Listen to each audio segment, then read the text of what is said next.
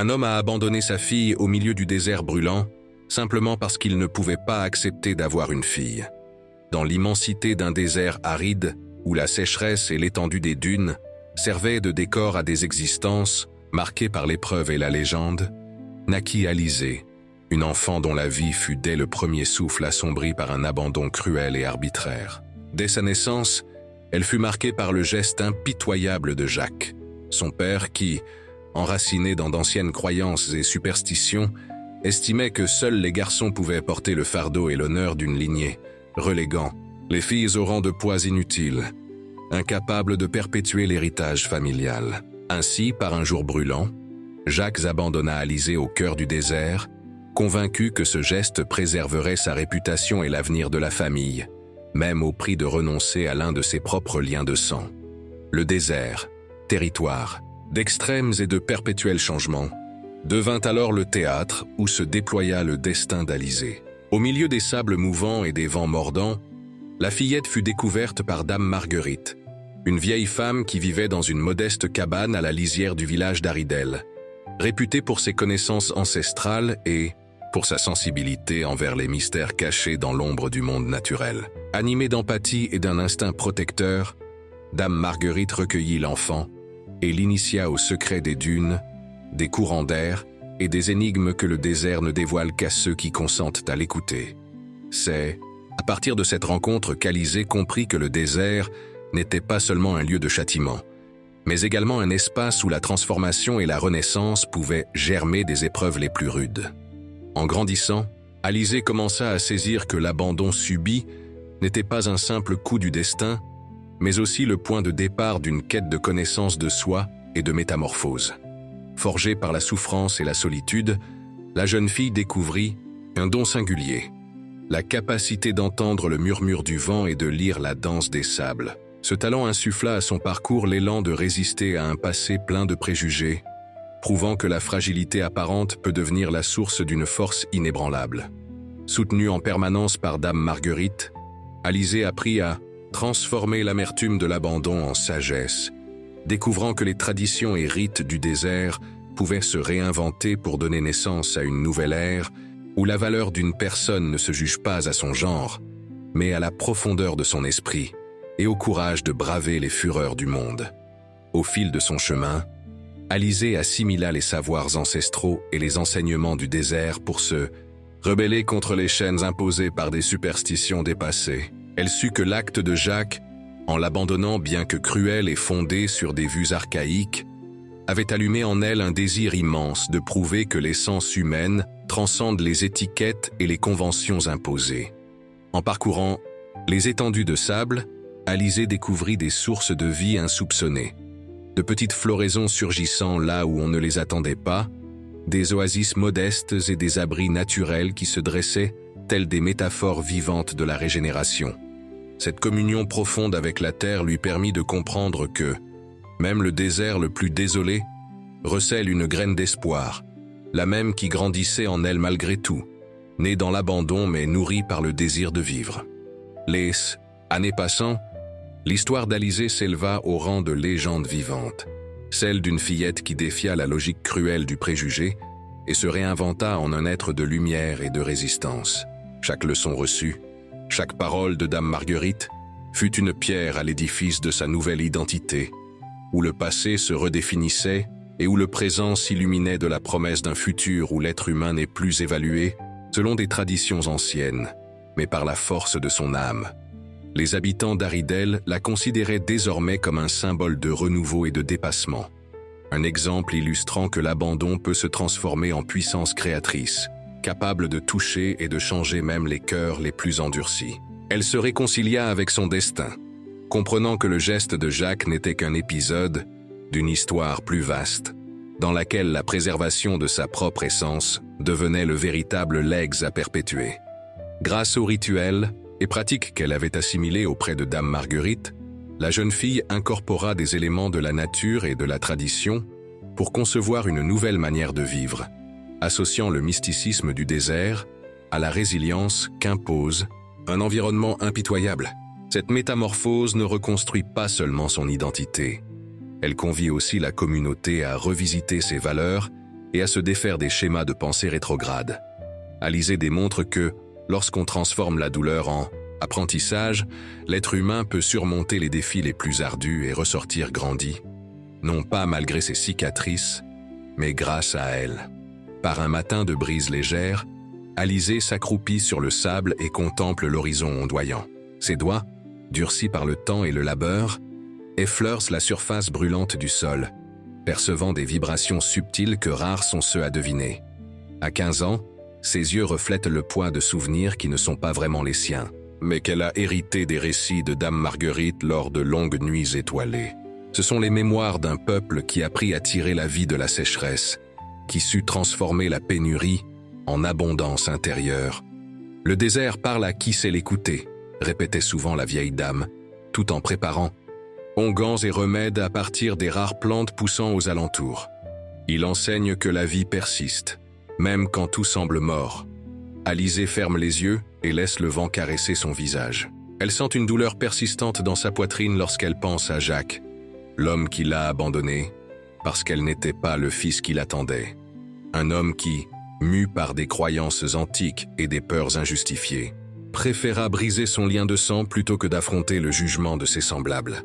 La jeune fille s'efforce de ne pas nourrir la rancune, car Dame Marguerite lui a enseigné que la haine est un poison que l'on ingère en espérant que l'autre en meure. C'était un acte de lâcheté, murmure-t-elle pour elle-même, tandis qu'elle se relève et secoue le sable de ses vêtements. Mais sa lâcheté m'a mené jusqu'à Marguerite, jusqu'au cœur du désert, jusqu'à ma véritable nature. Ces mots se dissolvent dans le vent, mais leur sens demeure, s'enracinant dans l'âme d'Alizée comme les racines profondes d'une plante déterminée à survivre. Elle retourne vers la cabane où elle vit avec sa protectrice, une construction sommaire de pierre et de bois, recélant pourtant plus de chaleur humaine que bien des demeures luxueuses. En chemin, elle cueille quelques herbes rares qui poussent entre les rochers, présents précieux que le désert offre à qui sait chercher. Dame Marguerite l'attend sur le pas de la porte, son corps voûté par le poids des ans, mais le regard toujours vif d'une sagesse bienveillante.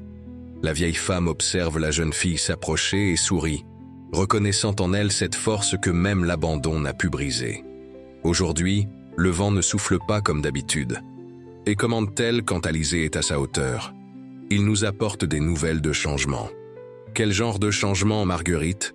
S'enquiert la jeune fille, en lui tendant les herbes qu'elle vient de récolter.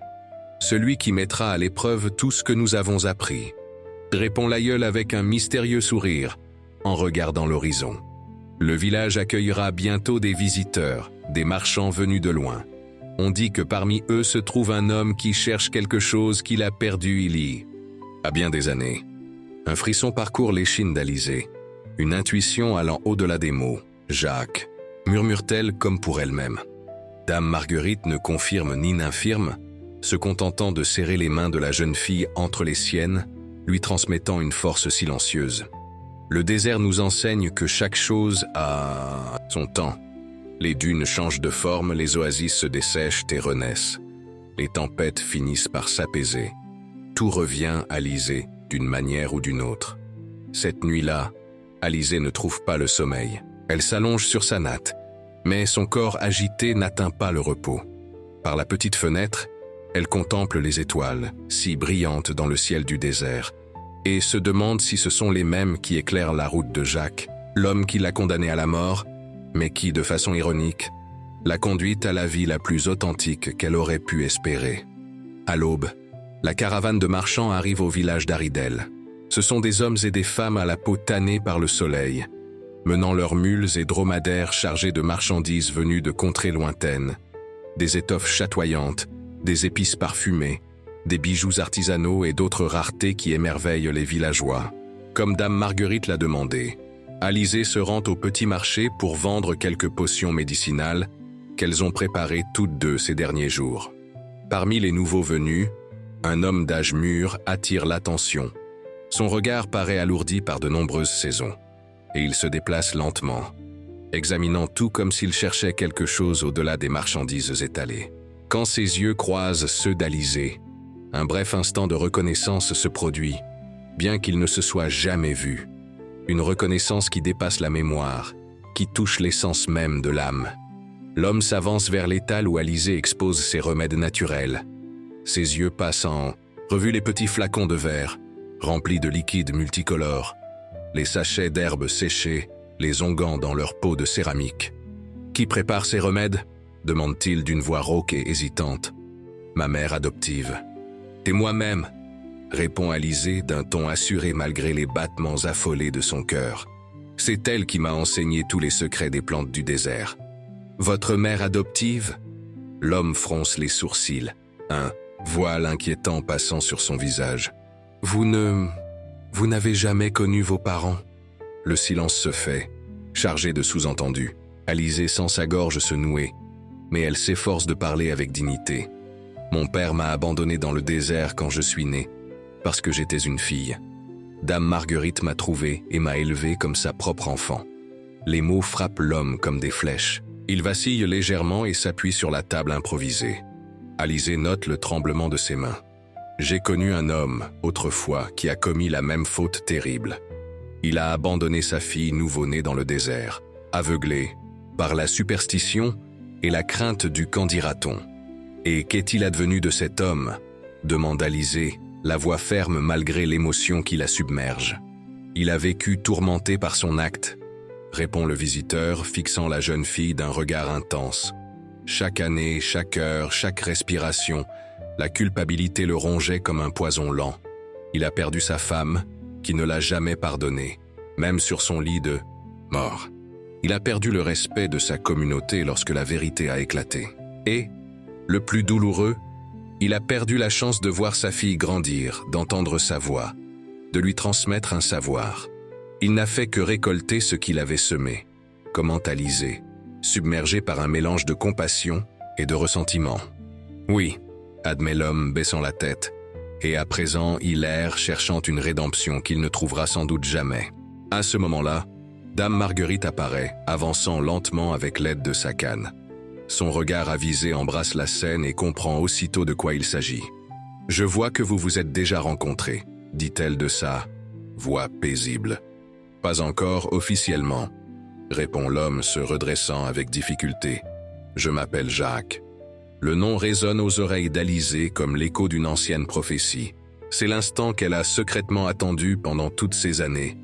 La confrontation entre son passé et son présent, entre l'enfant abandonné et la femme forgée au feu de l'adversité.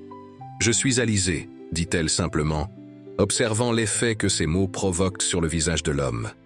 Jacques pâlit, et ses yeux s'emplissent de larmes contenues. « Alizée », répète-t-il comme s'il goûtait à un nom enfoui depuis longtemps. « C'est le prénom que ta mère avait choisi avant de nous quitter. » Un lourd silence s'installe, chargé de questions non formulées, d'accusations, muettes, de douleurs anciennes et de plaies toujours vives. C'est Dame Marguerite qui le rompt, invitant Jacques à se rendre dans sa cabane pour qu'il puisse parler à l'abri des regards. Le chemin vers cette modeste habitation est parcouru en silence, chacun plongé dans ses pensées. Le vent du désert soulève de petits tourbillons de sable, comme pour effacer les traces du passé. À leur arrivée, l'aïeule prépare une infusion à base d'herbes rares, qu'elle sert dans des coupes de céramique usées par le temps. Le désert a une manière singulière de renouer les fils du destin. Et commente Dame Marguerite, s'asseyant avec peine sur un vieux coussin. Il sépare d'abord, puis réunit, comme ces tempêtes dispersent les semences pour qu'elles germent ailleurs. Jacques tient la coupe entre ses mains, fixant le si, liquide ambré sans vraiment le voir. Pendant toutes ces années, j'ai cru que ma fille était morte, avoue-t-il d'une voix chargée d'émotion. Je me suis convaincu qu'il valait mieux qu'elle ait péri, que le désert eût été plus clément que moi. Et pourquoi la cherches-tu maintenant ? Demande Alizée, sans dissimuler l'amertume de sa voix. Parce que j'ai découvert qu'on ne peut vivre sans pardon. C'est un fardeau trop lourd, répond-il, levant enfin les yeux pour la regarder. Je ne suis pas venu te demander de me pardonner, Alizée. Je sais que ce que j'ai fait est impardonnable. Je voulais seulement que tu saches que ton père s'en est repenti chaque jour, chaque heure, depuis cet instant maudit. Tu n'es pas mon père, coupe Alizée, ses paroles tombant comme des pierres. Un père protège, nourrit et guide.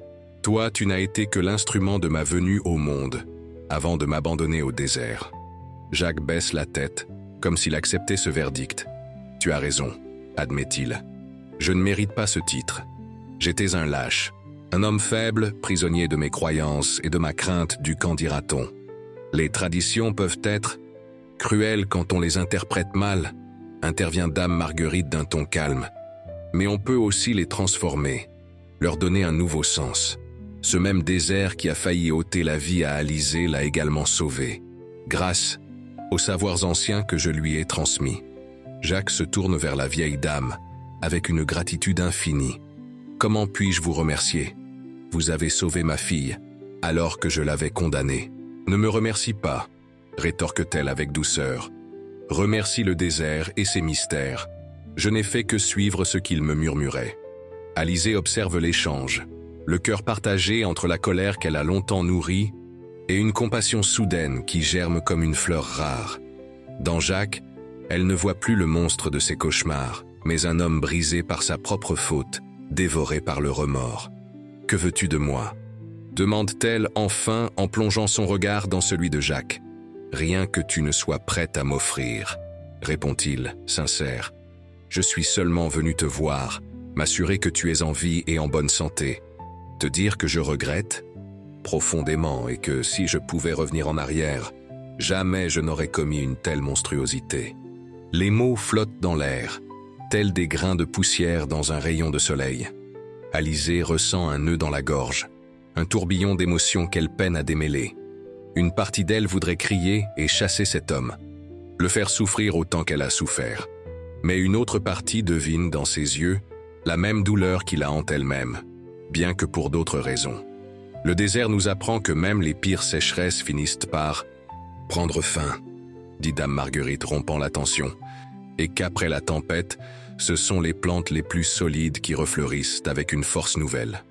Alizée saisit le message subtil.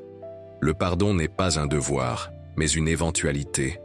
Un choix capable de libérer autant la victime que celui qui a fauté.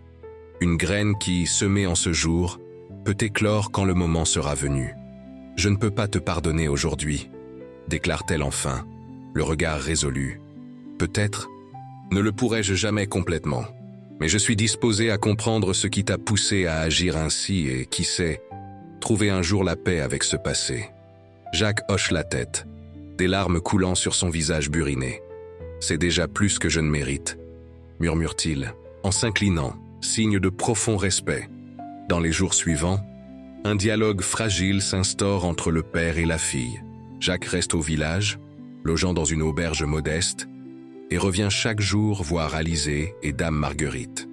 La jeune fille, d'abord réticente, finit par écouter l'histoire de cet homme, sa jeunesse, ses croyances, les fautes commises et la façon dont il en a été transformé.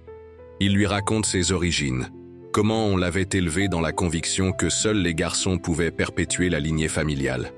Il parle de son épouse, la mère d'Alizée, une femme, douce morte de chagrin peu après l'abandon de sa fille, sans jamais lui pardonner. Il décrit les années de tourments qui suivirent, lorsque la culpabilité devint insupportable, le poussant à une vie errante en quête d'une impossible rémission. Alizée écoute sans mot dire, laissant ses récits trouver écho en elle, non pour excuser l'abandon, mais pour appréhender le contexte qui l'a engendré. Elle réalise que Jacques, tout comme elle, est un produit du désert, forgé par la sécheresse, façonné par la rareté, transformé par les épreuves. Par un après-midi particulièrement brûlant, tous trois partent ensemble vers un petit oasis dissimulé entre les dunes, un lieu secret que seuls Alizée et Dame Marguerite connaissaient. Là, sous l'ombre des rares palmiers et près d'une source limpide, l'aïeul propose un rituel de guérison, non pour effacer le passé, mais pour l'honorer comme une partie intégrante du chemin accompli. Le désert n'oublie rien, explique-t-elle en préparant un mélange d'herbes et d'huiles essentielles. Il retient chaque empreinte de pas, chaque larme, chaque goutte de sang versée sur son sol, mais il transforme aussi tout cela en autre chose. D'un geste précis, la vieille femme trace un signe sur le front de Jacques et d'Alizée avec le baume aromatique, en murmurant des mots anciens. « C'est un rituel de reconnaissance », précise-t-elle. « Pas pour oublier, mais pour accepter. Ce qui a été fait ne peut être défait, mais peut s'intégrer à la trame plus vaste de vos vies. Le père et la fille se regardent à travers ces marques, se découvrant sous une lumière neuve. Il n'y a pas de miracle instantané, pas d'effusion émotive de réconciliation. Il n'y a qu'un pas, léger mais décisif, vers une compréhension mutuelle, un aveu silencieux qu'ils sont tous deux des survivants, chacun à sa façon. Dans les mois qui suivent, Jacques décide de demeurer à Aridel. Il bâtit une petite bicoque un peu à l'écart, ne voulant pas imposer sa présence à Alizée, mais souhaitant rester proche si elle désirait approfondir le lien fragile qui s'était esquissé entre eux. Peu à peu, il s'intègre à la communauté, proposant ses talents de forgeron, acquis durant ses années d'errance. Alizée observe l'intégration de Jacques avec des sentiments partagés. Parfois la colère la submerge, au souvenir du geste cruel qui l'a mise en danger. À d'autres moments, elle s'étonne de ressentir une étrange pitié pour cet homme, conscient qu'il cherche à panser une blessure qui ne s'effacera sans doute jamais. Une nuit, une violente tempête de sable s'abat sur Aridel. Les habitants se terrent chez eux, calfeutrant portes et fenêtres pour se protéger de la fureur du vent. Alizée et Dame Marguerite se préparent à une longue nuit, allumant des lampes à huile et vérifiant leurs réserves d'eau et de nourriture. Soudain, on frappe à la porte avec insistance. C'est une voisine, paniquée. « Le vieux Jacques », dit-elle, la voix entrecoupée par l'angoisse, est sorti avant la tempête pour ramasser du bois et n'est pas revenu. Personne ne l'a aperçu depuis. Alizée sent un pincement au cœur, une inquiétude qu'elle ne se serait pas attendue à éprouver. Elle jette un regard vers Dame Marguerite qui acquiesce d'un air grave. « Tu connais mieux le désert que quiconque, ma fille.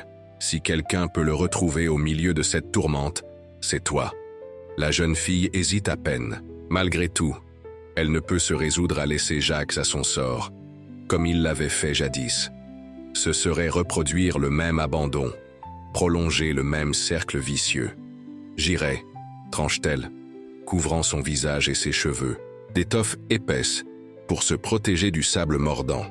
Dame Marguerite la retient un instant, plaçant un petit talisman d'os et de plumes dans sa main. « Pour que le vent ne balaie pas ta route », souffle-t-elle, la voix teintée d'émotion. Alizée s'élance dans la tempête, affrontant la fureur des éléments avec l'audace de celle qui a grandi en bravant ce désert. Le vent hurle, le sable fouette sa peau, mais elle avance guidée par un instinct plus fort que la raison. Elle trouve Jacques effondré entre deux dunes, à moitié enfoui sous le sable que le vent accumule sans relâche. Il est inconscient, mais respire encore. Au prix d'un effort colossal, Alizée le traîne jusqu'à une petite anfractuosité naturelle, un abri provisoire contre la tempête. Là, protégée de la rage du vent, elle met à profit ses connaissances pour soigner la plaie qu'il a à la tête, probablement due à une chute. Elle déchire un morceau de son propre vêtement pour confectionner des bandages, applique des onguents qu'elle emporte toujours avec elle, récite à mi-voix les prières apprises de Dame Marguerite pour hâter la guérison. Lorsque Jacques rouvre enfin les yeux, c'est avec une étonnante reconnaissance qu'il croise le regard d'Alizée. « Pourquoi ?» parvient-il à murmurer, la voix faible. « Pourquoi risquer ta vie pour moi après ce que j'ai fait ?» Alizée réfléchit un instant avant de répondre. « Parce que le désert m'a appris que la vraie force ne consiste pas à rendre le mal pour le mal, mais à rompre le cycle. » dit-elle enfin. « Et parce que, malgré tout, il existe entre nous un lien que même l'abandon n'a pas pu briser. » Des larmes silencieuses coulent sur les joues creusées de Jacques. « Je ne mérite pas une fille comme toi, » murmure-t-il. « Il ne s'agit pas de mérite, » réplique Alizée, surprise par sa propre lucidité. « Il s'agit de choisir d'être autre chose que ce que le passé a décrété pour nous. » Dehors, la tempête continue de faire rage, mais dans cette petite grotte, un accord ténu s'ébauche. Non pas un pardon total, ni l'oubli du passé, mais la reconnaissance qu'ils ont été chacun, à sa manière, transformés. Quand l'aube se lève et que les vents se calment enfin, Alizée aide Jacques à se remettre sur pied. Ensemble, ils reprennent la route vers Aridel, où Dame Marguerite les attend avec angoisse. La vieille femme observe leur retour, la jeune fille soutenant l'homme blessé, et sourit, reconnaissant dans ce tableau la manifestation concrète de tout ce qu'elle a toujours enseigné. Le désert, par sa sagesse implacable, sépare pour mieux réunir, détruit pour mieux reconstruire. Au fil des saisons, Jacques demeure à Aridel, sans jamais prétendre occuper la place d'un père qu'il n'a pas su être, mais en bâtissant patiemment une nouvelle forme de relation avec Alizée, fondée sur le respect mutuel et l'acceptation des blessures anciennes. L'histoire d'Alizée, la fillette abandonnée dans le désert et devenue une femme d'une force inouïe, se diffuse dans les villages voisins, inspirant d'autres femmes à se libérer des traditions pesantes et à déceler leur propre puissance. Elle continue d'étudier auprès de Dame Marguerite et, un jour, devient elle-même la gardienne des secrets du désert, une guérisseuse reconnue qui sublime la souffrance en sagesse et la partage avec tous ceux qui viennent la solliciter. Le désert, témoin silencieux de toute son aventure, poursuit son œuvre de transformation dans son austère magnificence. Ces dunes, en mouvement perpétuel, rappellent sans cesse la vérité qu'Alizée a découverte. Rien n'est immuable, tout évolue sans cesse, et même des épreuves les plus cruelles peut naître la force nécessaire pour fleurir au cœur de la sécheresse. Ainsi, la fillette abandonnée parce qu'elle était née fille devient celle qui sauve et transforme, montrant que la véritable valeur d'une personne ne réside ni dans son sexe, ni dans sa filiation, mais dans sa capacité à faire jaillir la lumière, des ténèbres, l'eau du sol desséché, l'espoir du plus profond désespoir. Dans cette métamorphose, Alizée ne trouve pas seulement sa propre rédemption, mais offre aussi à l'homme qui l'avait condamné la possibilité d'une délivrance, même tardive. Avec les années, la renommée d'Alizée se propage, et le village d'Aridel se transforme à son tour. Inspirés par son histoire, les habitants commencent à remettre en question les vieilles coutumes qui entravaient la place des femmes dans la communauté. Les filles, autrefois cantonnées aux travaux domestiques, apprennent désormais divers métiers, participent aux décisions collectives et reçoivent la même éducation que les garçons. Le changement est progressif, jalonné de réticence et de recul, mais inévitable comme le glissement insensible des dunes qui redessinent le paysage à chaque rafale. Dame Marguerite, vieillissante, assiste à ces évolutions d'un œil brillant de satisfaction. Les nuits où elle ne trouve pas le sommeil, assise devant sa cabane sous la voûte étoilée, elle remercie le désert de l'avoir utilisé comme simple instrument d'une mutation plus vaste. Elle sait que ses jours sont comptés, qu'elle finira par retourner à la poussière du même désert qui l'a guidée toute sa vie. Mais cette certitude ne la terrifie pas. Elle la remplit au contraire d'une paix profonde. Le cycle s'achève, murmure-t-elle en contemplant un croissant de lune qui éclaire doucement les dunes. Ce qui fut délaissé revient, ce qui fut brisé se répare, ce qui semblait mort renaît sous d'autres formes. Une nuit, Dame Marguerite s'en va, paisiblement, comme elle a vécu. Alizée découvre son corps inerte au petit matin et ne sombre pas dans le désespoir. Fidèle aux traditions que sa protectrice lui avait transmises, elle prépare la dépouille avec des eaux parfumées de plantes rares, l'enveloppe dans des étoffes teintes de pigments naturels et l'enterre non pas dans une tombe ordinaire, mais au creux d'une dune bien particulière, où l'aïeul disait percevoir la présence la plus vive des esprits du désert. Les villageois se réunissent au coucher du soleil pour lui rendre un dernier hommage. Jacques est là, se tenant discrètement à l'écart, le cœur empli d'une gratitude infinie envers celle qui avait sauvé et élevé sa fille, et d'une tristesse amère pour ses fautes passées. Quand la cérémonie prend fin et que chacun s'éloigne, Alizée reste seule devant la sépulture. C'est alors qu'elle remarque, surgissant du sable tout juste remué, un minuscule bourgeon vert, une plante dont la légende dit qu'elle ne fleurit qu'une seule fois par génération, révélant des vérités cachées. « Ton dernier ?»« Présent », souffle Alizée, frôlant délicatement les feuilles fragiles. « Même dans la mort, tu continues d'enseigner. » Dans les mois suivants, Alizée reprend le rôle autrefois endossé par Dame Marguerite. Sa cabane, qui n'était qu'un refuge, devient un centre de soins et d'apprentissage. Des jeunes femmes venues de loin, inspirées par son parcours, affluent pour connaître les secrets des plantes médicinales, des rituels de guérison, et surtout, pour écouter l'histoire de celle qui fut abandonnée et sut pourtant éclore. Jacques, aujourd'hui un homme usé par les ans et la culpabilité, seconde Alizée de manière discrète. Sans tenter de jouer un rôle central, il forge de petits objets destinés à contenir les potions, des instruments pour récolter les herbes délicates et façonne des amulettes qu'Alizé confie aux voyageurs traversant le désert. Il ne revendique jamais la place de père, mais tente de se racheter, jour après jour, par des actes concrets de soutien et de respect.